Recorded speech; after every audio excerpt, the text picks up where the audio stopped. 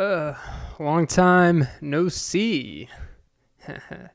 And I'm in a sea of red because she didn't tell me she was on her period. That's a true story. Story time for another time. The story. I guess I can story that down. Jesus. Welcome to episode 148 of the Often Be podcast with Clint Nelson. I'm your host, Clint Nelson, hence in the fucking name of the podcast. I put my name in it because I want you to say my name. Jesus. Say it when everyone's around you. And, you can say I love you. I ain't running games, but I could be a soldier, and I do carry big things. And those big things include my sensitivity. Oh, it's a big burden, all right. I carry it heavy on me. Jesus. But yeah, welcome to episode 148. It's been a week. Well, I actually posted last Saturday. Recording this on June 2nd, 2022. I was about to say holy six. Well, it is June 6th. Well, June, the number, the month, 6. 6222. I don't know about you, but I'm already hating this before I'm starting to. And I just realized I've got to fucking turn my fan on. So this is going to be a hot pod. Not necessarily for the quality or because I'm going to be zanging, but because I'm legitimately going to be uncomfortable and irritable. But yeah, welcome guys. I know I said I would start posting 3 a week, but probably gonna be one. Try to get 2 out this week. We'll see what happens. This one's gonna be posted on Thursday. Yeah, I've been a pretty busy guy. Like I said, nothing. Little update. Nothing crazy has changed. Just still been hitting it. Still been hitting the gym, the workouts, the body. Really been learning my body inside and out. And it's fascinating to me. I guess this is not going to become the body issue ESPN style. Even though that would be kind of clever if I did. Well, not clever, but what if I did an episode title where it was just the body issue? What, do you have an issue with my body? I don't know. I like cars with different bodies, including my body, your body. Okay, Clint. Yeah, but yeah, nothing crazy has changed. I've been just kind of been in my routine type of thing. Pretty relaxed. I legitimately got a bruise on my shin that literally looks like a mustard bottle. So yellow. Actually, black and yellow. I don't know what's going on out there. So we're just gonna kind of go back to the old school of the pod. And I'm just gonna start saying shit, and I'll probably end up going on 30 minutes about, why her sandals don't fit no more. Lip balm. I guess you could say it's a lip service. Isn't that weird? Because shouldn't lipstick... Because I know lip service is technically supposed to be like when you're quiet about something. Or when you kind of stay under wraps. Or when you basically say shit that's not the actual thing of what it means. But, so when someone's talking with lipstick, doesn't that mean it's lip service and then some? Because you're not just speaking with your lips. You're not just speaking nonsense with your lips. You're speaking it with glare, with flair, with that derriere. Okay, but no, you are very brash with it. The color red, it's very brash, and as I ironically foreshadowed in the opening, red.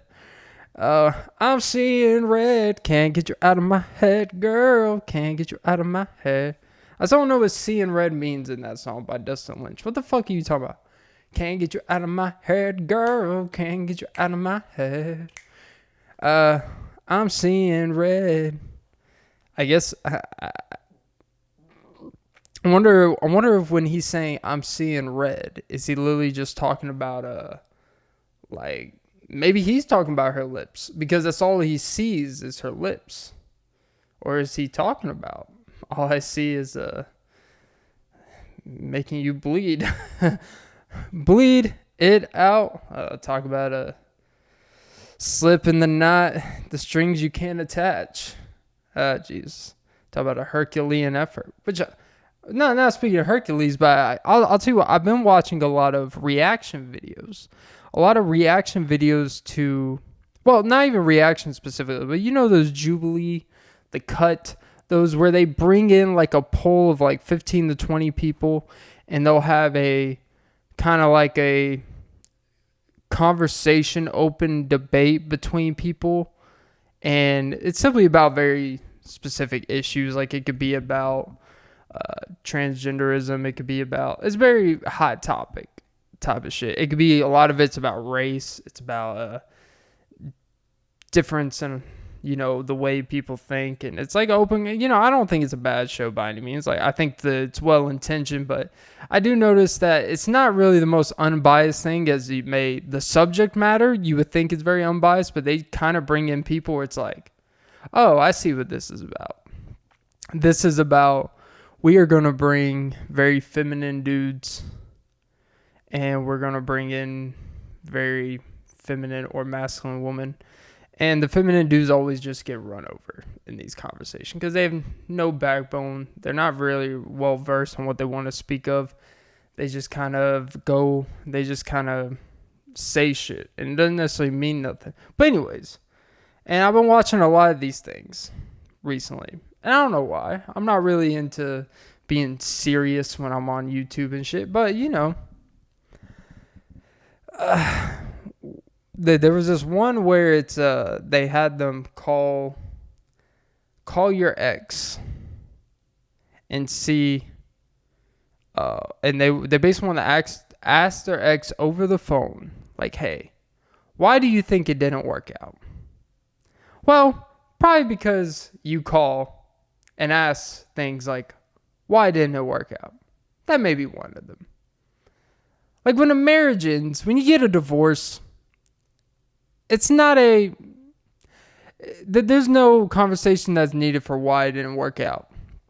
Like there was a whole process that led to why it didn't work out.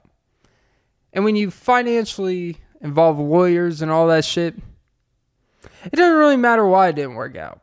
Because you know what? It cost me a lot of fucking money. And now I'm going to have to work a lot. You try working that out, okay? But I get it, you know, in just everyday life, everyday relationships, you know, when they say, oh, it's supposed to be just fun and shit. It's like, you know what's interesting is that I had someone, not very recent, but I remember a few years ago, they're like, you know why it's important to really find someone at a young age and find someone to settle down with and truly develop a future with? And I'm like, well, you know, so you're not left out in the cold. So you get each other in its prime. You have kids at a young age.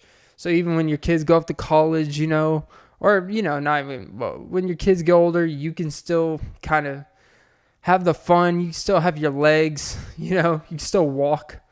You still find some reason to live life. They're like, well, no, because it's very important for men to learn how to live with women. And I was like, so is it important for women to learn how to live with men? And they're like, well, it doesn't really matter because at the end of the day, the woman runs the household. It's like, yeah, but someone's got to pay the bills for a house to be run. Hence, that's why there's these roles in unity and shit make work, right? But no, this isn't a anti-woman type of shit. No. I brought it up because they were making like the whole purpose is for you, Clint, to to actually develop as a person and to actually learn how to be a well-rounded human being. Like it was very deceptive, not deceptive. It was very what's the proper term? I can't even think of the proper. I feel like you guys know what I'm saying. It's basically where they're being very facetious, I guess. I don't even know if that's the correct term, but we'll just keep moving forward. The whole thing was like it's important for a young man to live with a woman at a young age so they know when they get older how to properly groom, it's like, first of all, if you don't know how to groom yourself and you need a woman, you need your wife to teach you how to shave.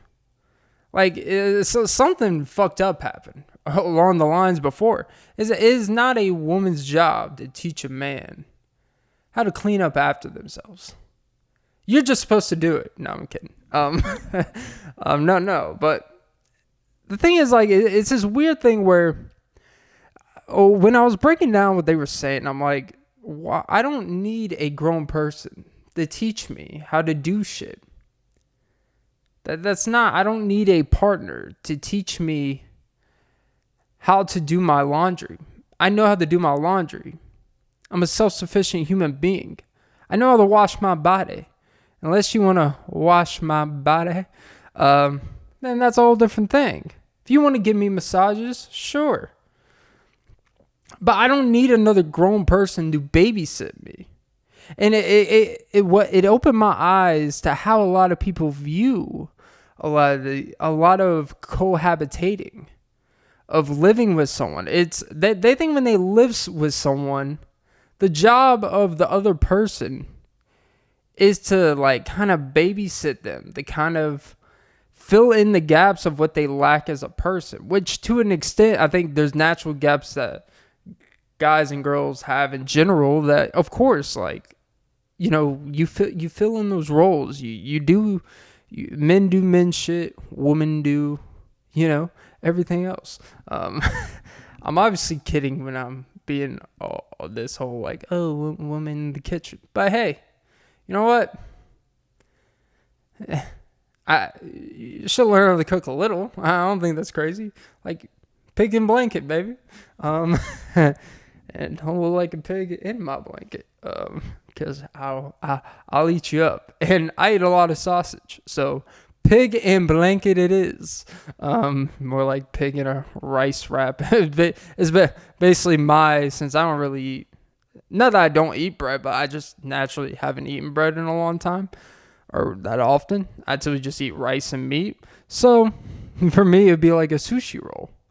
It'd be just rice. It'd be like sticky rice to a sushi roll. And some meat in it. So it was like a pig in a sushi blanket. Oh, sushi. Sounds like a Wendy Wu character. Okay. By the way, Disney was ahead of its time. You want to talk about You want to talk about actually expanding culture in the Disney frame. I had a lot of respect.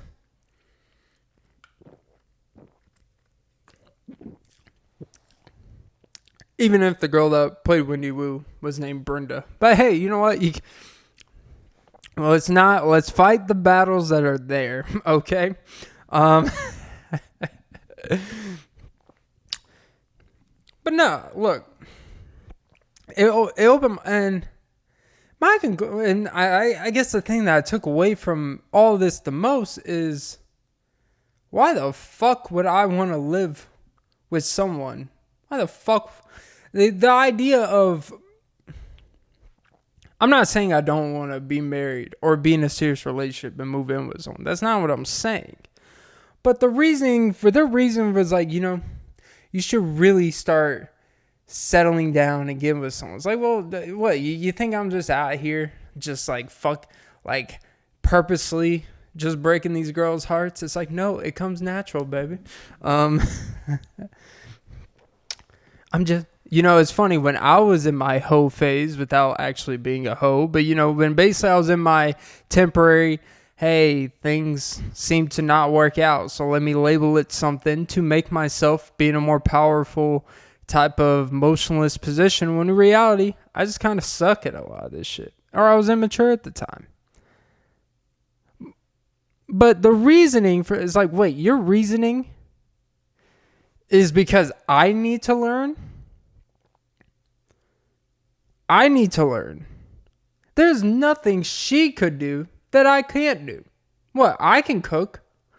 I can vacuum. I can do dishes. I can do all the generic fill in the blank stereotypical woman role in a household. If you want to go there, I can literally do all those things.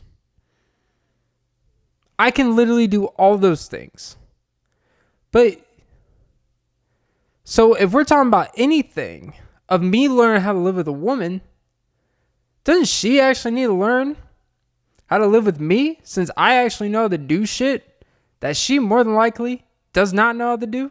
And guess what? That's how it's supposed to be. And I'm cool with that. But I'm sorry, unless you're, well, don't be like Paula Deen in other ways.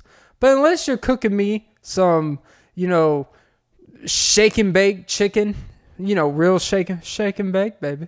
Because when I get home, you better be shake and baking, all right. I'm not talking about the easy bake. Okay. Don't give me that bullshit panko seasoning. Baby, if you're going to brand my chicken, don't forget the barbecue sauce. Or for me these days, yum, yum. Oh, yum, yum. There she is.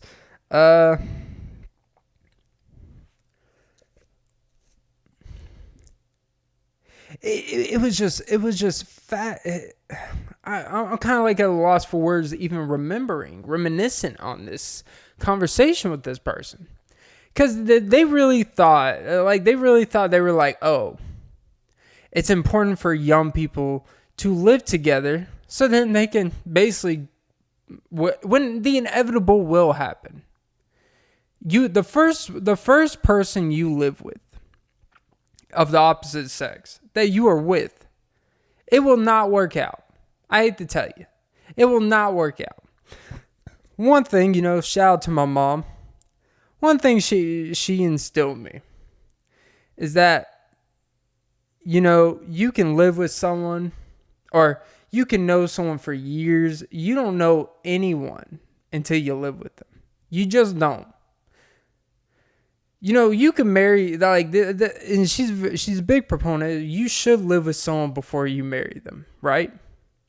Like, I think it's insane. I think it's insane to just go on a blind leap and marry and not live with someone until you marry them. Because there are things you learn about people that are like, oh, Jesus. Like, you are a disgusting fuck.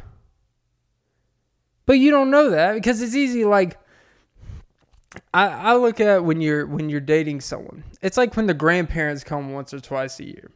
Everyone the previous day and a half, we're vacuuming the house, we're taking the laundry, we're doing the garbage, we're going in the basement, vacuuming up the spiders that they're never going to see anyways.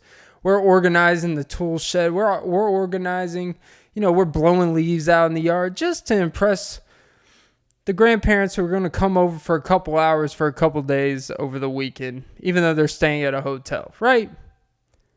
That's really what dating someone is like. They're going to come over 45 minutes and 45 minutes. So you know what? You clean your bathtub a little bit, you scrub your sink, you vacuum your room, you clean, you pick up some of your nasty clothes cuz you don't have a basket cuz you're a disgusting fuck. You clean some dishes, you put some air freshener in the air. Yeah, you put up a decoration since you don't want your room to be bland, You add a Pixar lamp to the corner, add some thoughts to her already thoughtiness. And you even do some dusting, right? Like you clean up the place and they go, ooh, so impressive. Because you know what, it's like it doesn't change the way they look at you, but if you didn't do that shit and you have a disgusting place, that changes everything in how they look at you. And it's easier to pretend when someone comes over once every couple weeks than it is when you can't lie about it every day, because your disgustingness will come to light. Your shitty qualities of yourself, all your shitty qualities are to the forefront once you live with someone. I'm a believer. You can lie to everyone else, but you can't lie to yourself. You can lie to everyone, and that social media can do a lot for you. I can do that on this podcast. I could tell you how good, how prosperous I am, how well intentioned, how beautiful of a soul I am, how misunderstood. But you know what? If you were around me every single minute of the day, there would be some things you probably like. Damn, you're really shallow. Damn, you are really into yourself. Wow, you are really pretentious on some things. Because all your worst qualities get brought to the forefront when every fucking minute of your day is with someone. And you could get into the argument. Is it natural to actually want to live with someone every fucking day? Well, when you get to a certain point, when it becomes a reliance or a dependency, that's where that shit gets dangerous. Because then you either have to kind of give in on some things that you absolutely hate to just accept and make it easier on everyone.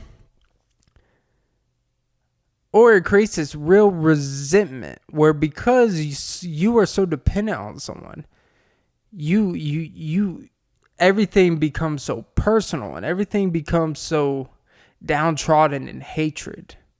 Every little thing. That's when nagging, quote unquote, the word nagging comes in place. It's funny how we just replace words. I'm not bitching. I'm just nagging at you. It's like, you're bitching. Okay.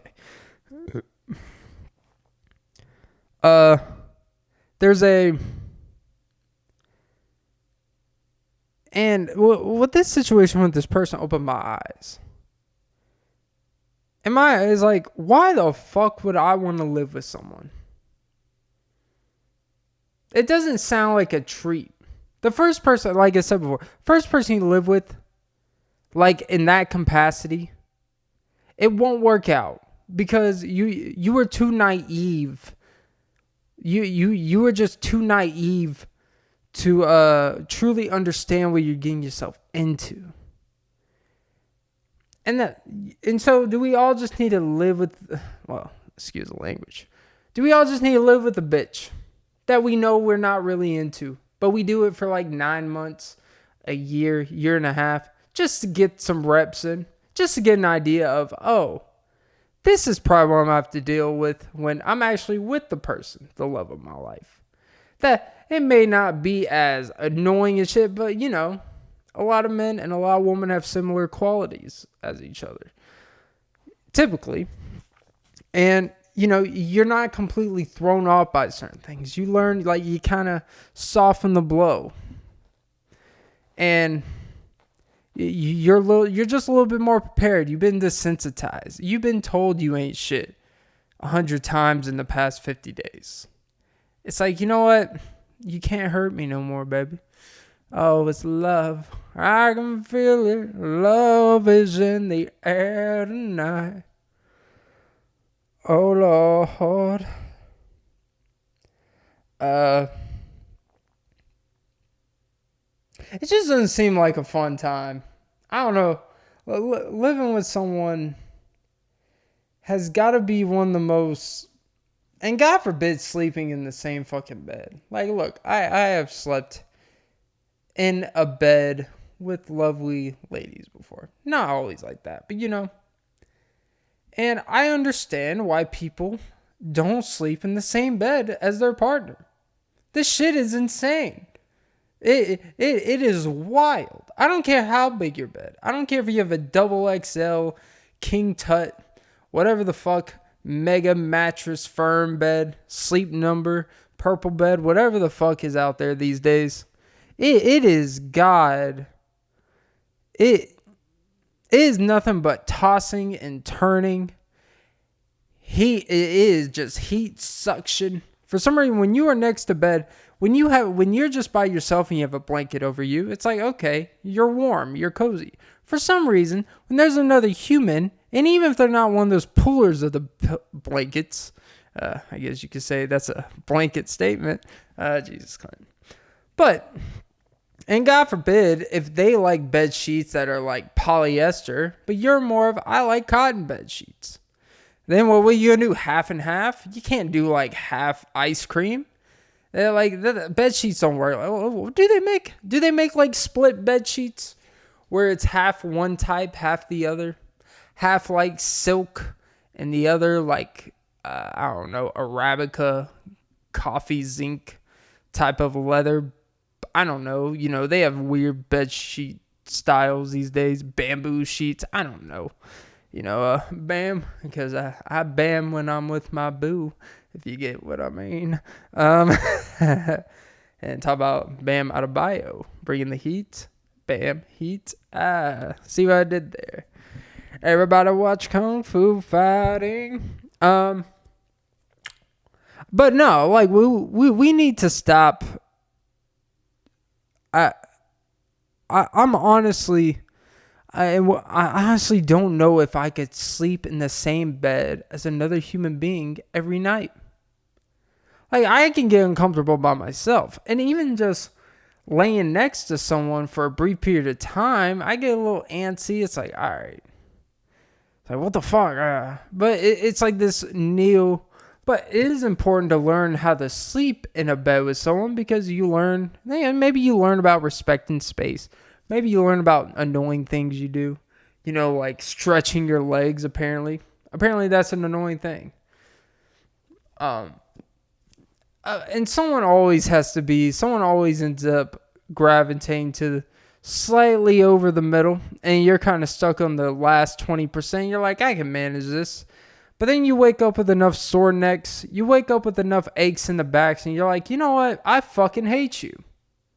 And this is the core of why I think spouses start hating each other. Or why partners start hating each other. It all starts in the bedroom. And I'm not talking about the lack of satisfaction when things are popping in the master bedroom. As Drake would say. Master bedroom where we get it popping. I'm a walk-in teller. I'm a bank deposit. Drake always just talks about how much fucking money he has. He's running out of ways to tell you how much money he has. Can I get a lemon pepper order, please? You gotta have the you gotta have the link to order these. I'm not talking about the Dubai shitting on the girls they fly out link. That's not a want to need you want. Okay. That's a lemon. That's a lemon pepper, all right? Because my eyes are burning from the acidity from your puke and bum juice. Yeah, nasty fucks. Anyways, yeah, no, I kind of developed this theory that I really think a lot of disdain with couples in general starts with the sleeping arrangement. I understand the importance of you don't want to sleep in separate bedrooms all the time because then the bond if it strays away. And nowadays it's like if someone's sleeping in the other bedroom, they're texting bitches or they're texting motherfuckers. It is what it is. Like if you're not there to at least kind of remind her like, oh fuck, you remind me of a girl that I once knew. And now when I look at you, I just want to kill myself too. Like, oh, who did I marry? Which, by the way, Tyler Perry just bought $100 million fucking house.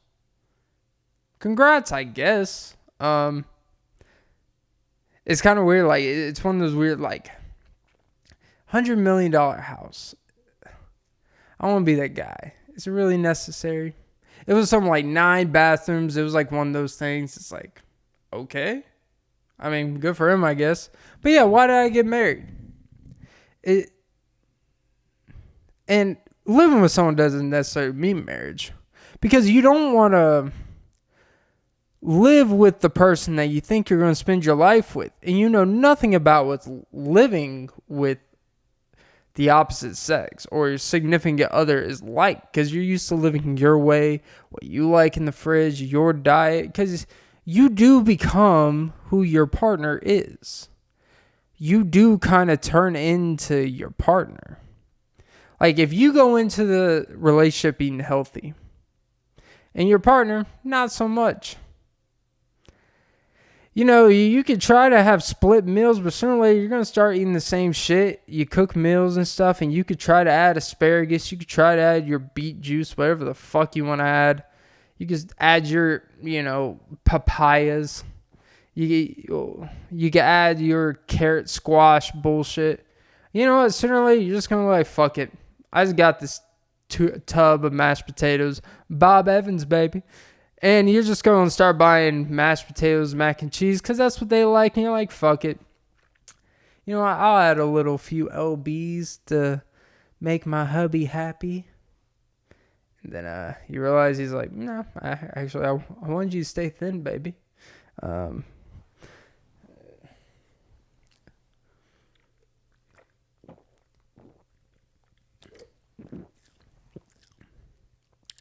I truly believe that's the number one thing you got to figure out. That would be my biggest worry. And when this person was trying to convince me of why you need to figure out this situation with the person you're with, because you know what, you guys need to live together and figure out things. And like, yeah, I get it, but I feel like there's still a lot of other things I got to check off before I even think about wanting to live with this person. And especially if you're, I always look at that shit as a trap. And people will use religion as this. And I get respecting religion and all that shit.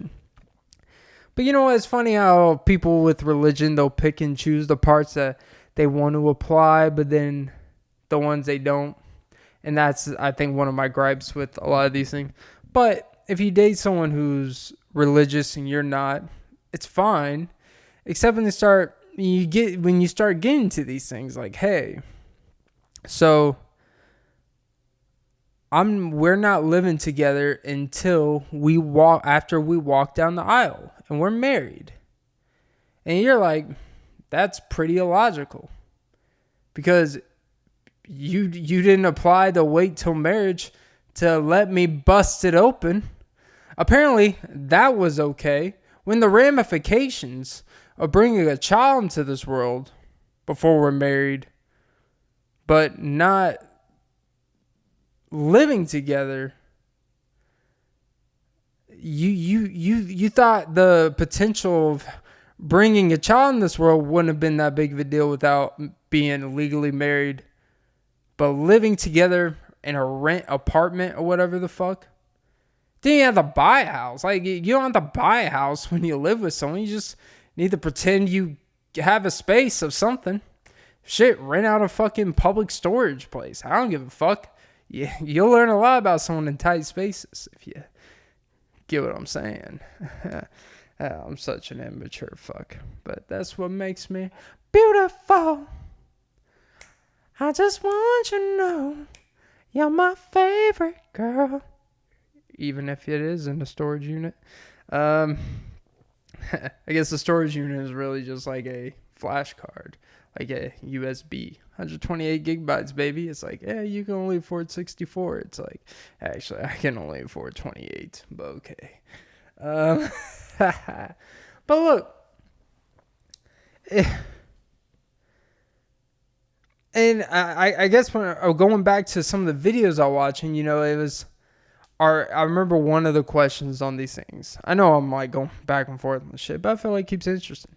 One things were, the question was, what they do is they'll have like 3 men on one side, 3 women on the other side.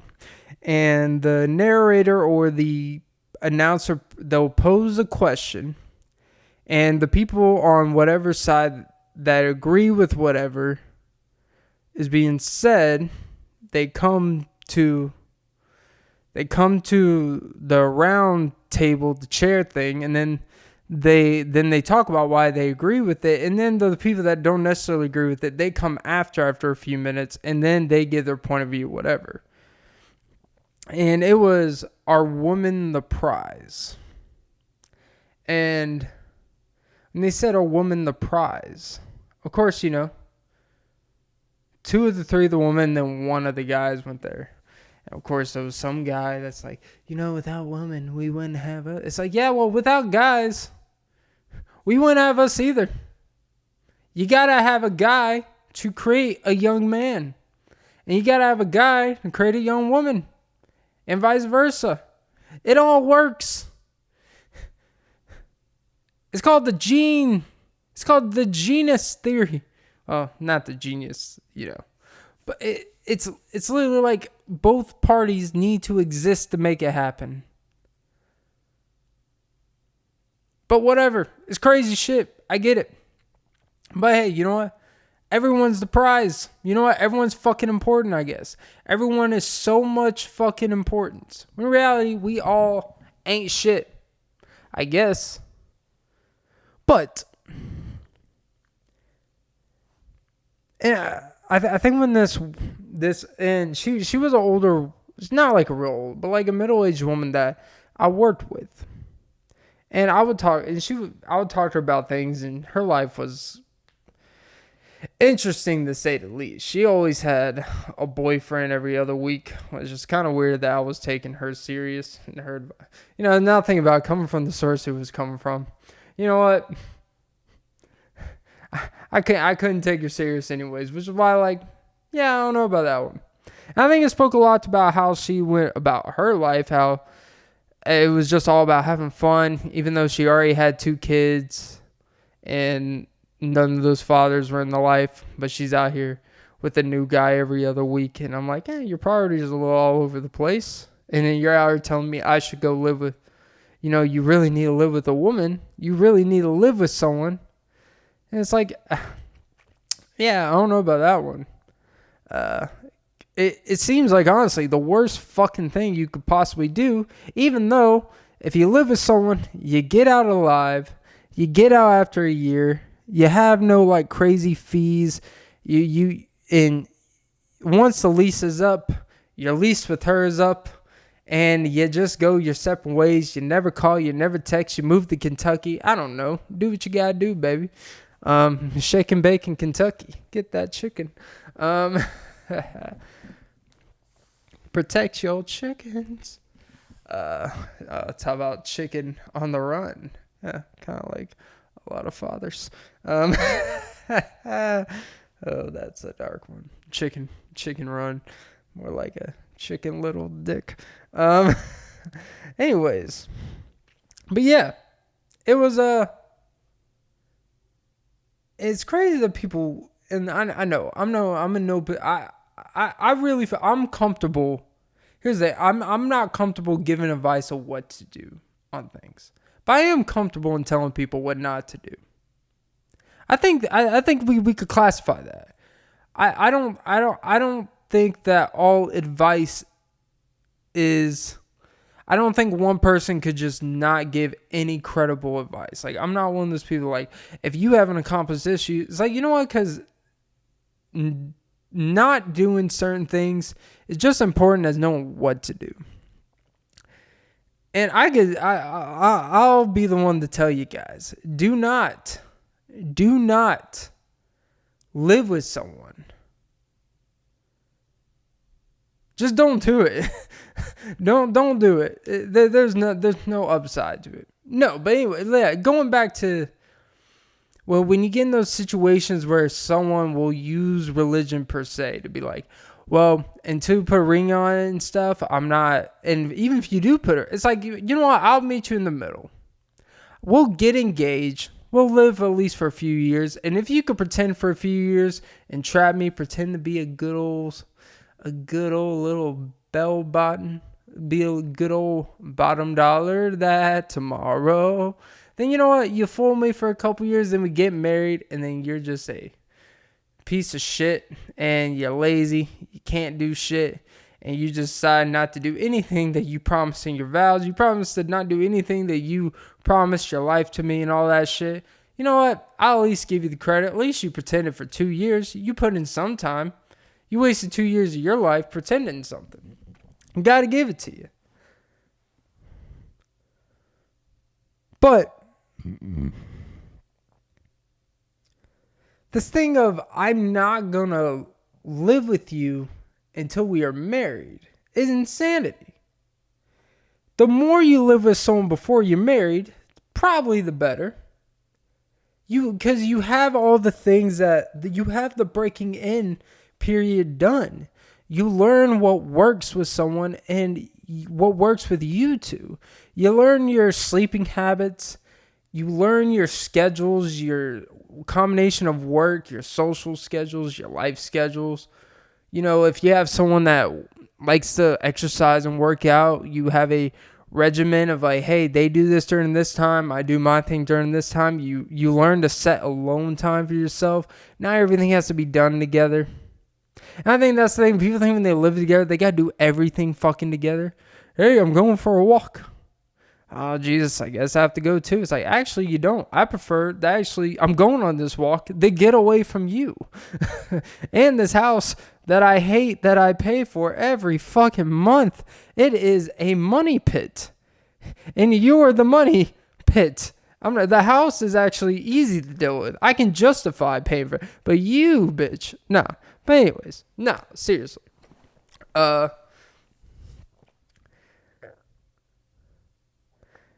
It's important to just like go through that period, that period of. It's funny how it happened. It hit me. I saw the 41-minute mark and I was like, "Fuck it!" It happened. Where I said like, you know what? I'm gonna zing and zang and do a bunch of cool shit and talk about whatever, be puns and all this shit. And then now I've talked for 35 plus minutes about moving in with someone. And let me just tell you, I am not moving in with anyone. I am not even with a lady at the point. There's no reason for me to even be thinking about these things. But weird things like creep back in my head of conversations I had. And it's that thing of, you know, like sometimes like someone says something to you. And for some reason, like in the moment, it's like, eh. And like randomly 3 years later, it'll just like randomly hit you one day. You're like, what the fuck? And it's not, but it's like, now I see why this thing is prevalent. And I think it came to me because when I'm watching all these videos about the dynamics of men and women and how we think and all this shit, and I'm watching these reaction videos, a specific situation, I'm watching the Jubilee for entertainment purposes, but when you listen, you're like, what the it's like, what is wrong with these people? The delusion in these people. Like, what happened to just reasonability? If that's even a fucking word. Like, for your sake, you should want to figure out who you're moving in with. Who you are dedicating your life to. And you incorporate at smaller scales, you see if you are even cohabitable. And I think that that's also a big thing. A lot of people don't want to admit. And there are people you can love to death. And there's nothing that could tear you apart. That you are just so in sync with each other. But you just can't live together. You just can't. There's some people that are just better in doses. And some people, you are tolerable being around every minute of the day. Or most of the day, I should say. Because you're not literally side by side by anyone all day. Because if one person goes to work or vice versa, you're both like, you're going to have technically time where you're not together. But you get the point where it's like, no matter what, I have to come home and see you. Shit. And it's like, if you just get to a point where I actually don't despise coming home to see my partner, I think that's a win. I honestly think that's a win. You got to be reasonable. You think about the people you love the most, your friends, your family. Like, if you just get, like, if you get to a point where it's like, you know what? I actually don't look forward to seeing you. I think that's a good thing. Like, that's all you can ask for. Because there's a lot of people, like, when I hear these, And I know a lot of it's in jest, but behind jest per se, behind things said in jest is a lot of colder, harder truth, and they just put a smile on, like, yeah. Like when people make the wife jokes and all that, like, ah, jeez, I had to go home. I have to go home and listen to her talk about blah, blah. It's like, oh. Like, that is true misery. Or vice versa, where when people legitimately, and they get off work, try to do anything but go home. Because they just don't want to deal with whatever their partner shit. And sometimes it's not even stuff the partner does or says. They could just start the hate thing about it. And also learn watching these videos that there's this thing called ick,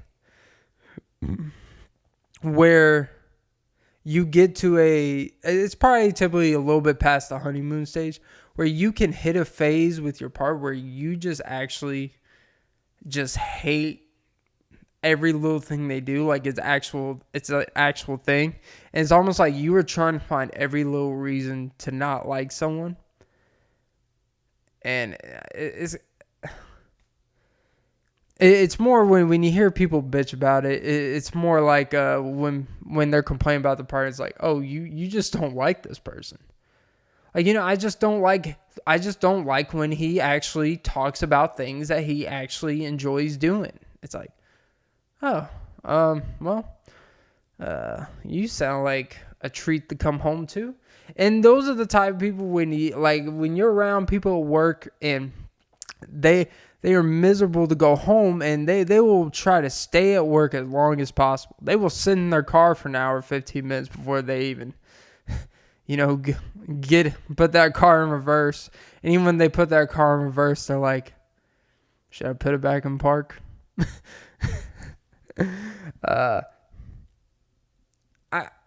When you see things from observation, you have to understand, you have to create a realistic version of what you would want. And what's realistic to me is I just don't want to despise coming home. I don't expect when I come home that I'm going to be treated like a king, that my wife's going to bow down and kiss my feet and take my shoes off. This isn't going to be catered to you, Destiny's Child. I don't expect to come home and be Destiny's Child. Yeah, I'm going to make your dinner with dessert and so much more. I want to cater to you. And I won't have cufflinks at all. I'm not a what is it called? White collar type of guy. I'll take off your cufflinks.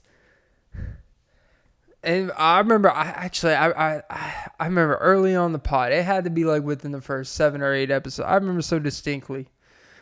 Oh, those were the fun days. When the boy was inspired, when the boy was so motivated, and I would just listen.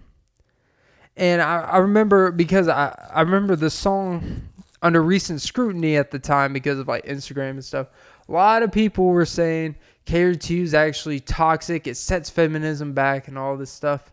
It's like, but these women are voluntarily taking care of the men. The woman wrote the song. This wasn't Neo co-writing. This wasn't like Neo writing Beyonce said, "You're irreplaceable. You must not know about me. You must not know about me. I can have another you in a minute." That song's actually pretty. In fact, he'll be here in a minute. That's pretty fucked up, because in the music video of Irreplaceable, she's obviously already living with the guy, throwing his shit out, making him look like a piece of shit. When she's literally say, in fact, I can have another you in a minute. In fact, I've actually already been having him for a minute, and he'll be here in a minute to essentially kick your ass out of your own house. That's crazy. No one's talking about that, though. But, I remember the Cater to You by Destiny's Child. It was so controversial because it was literally about a woman just not even going over the top serving her man, honestly. It was just like, hey, when you come home, I'm just gonna be your wife and actually enjoy being your wife. Isn't that crazy? She didn't say I was gonna sit here and suck your toenails and you treat me like a servant. She's like, she already created the bathtub. Like in the song, she already created the bathwater. I'm going to have the bathwater ready for you. Or whatever the fuck they say. I'm going to have the bathwater ready for you. I'm going to have dinner ready for you. I'm going to dress in my sexy clothing for you. Because, you know, dressing up in sexy clothing actually makes typically a woman feel good about herself too. So it's not just for him. And, you know, it's not really supposed to be his birthday per se. But let's just say it's his birthday. Is that a problem that on his birthday she wants to, you know, cater? give him the golden corral type of catering. Oh, the bread keeps coming, baby. Keep buttering up my bread. But no, oh God, that pot I remember so distinctly. People irritate the fuck out of me, man. I swear to God.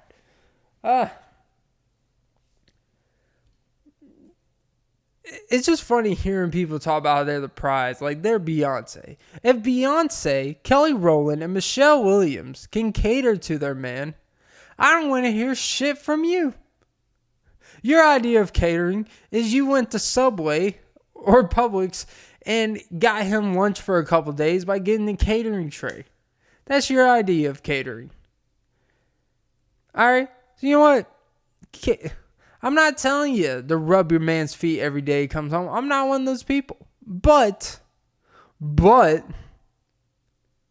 don't sit here and say they set femininity back from 2003 or whenever the fuck that song came out. Because at the time, they were the woman, like they were the symbol of woman empowerment and strength. With things like Say My Name, I'm a soldier, you better be street if you're looking at me. And so many songs, I'm your girl, you're my girl. I mean, we could go down with Destiny's Child, man. They got hits on hits. They got all the hits, girl. Could you imagine if Drake was like in some like male version of like 112 or B2K? Or Boys to Men, or Jagged Edge, or like he would be more like in the Destiny's Child. Like it'd be a trio of like Drake, Trey Songz, and like Future, because they all like rose up at the same time, and they were like all in like the same inner circle where you have the balance of Drake doing the Drake is the Beyonce of the group. Trey Songz would probably be like the maybe Kelly Rowland. And Future would, I would say Future would be like Michelle Williams, because Michelle Williams was always kind of like that third wing. No disrespect. But she had a few good verses in the song. She had a few powerful moments. Like in the song Girls, she has a very pronounced part. I can see Future doing like his ad-libs in there. Like he has his ad-libs in every song. He may have a few lines. Like Future's not known for putting the most lyrically amazing shit out there, but he provides value to a song, and that goes without saying. But yeah, so basically Drake, Trey Songz, and Future, if they were in a trio together, they'd be the male version of Destiny's Child. She the female version of me. I think it's talking about Beyonce, because you know why? Girls love Beyonce. They love the fuck with your conscience. Not coming home and starting some shit when I'm in the zone. Girls love Beyonce. But yeah, it's a man's world.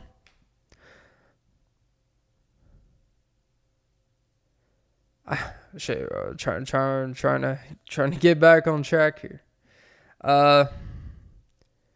But you know what? If you don't live with someone enough, if you don't live with someone long enough, and they don't even do that when there has to be incentive to respect you and love you. Then they have to earn your love before, because ironically, the thing about getting the ring is that you think that you do all this work, but people always say, no, you have to prove to me that you earn my ring type of thing. Like from a woman's point of view. It's like, I'm not going to do certain things for you till you get the ring. And from a guy's point, it's like, well, you have to show me things before I give you the ring.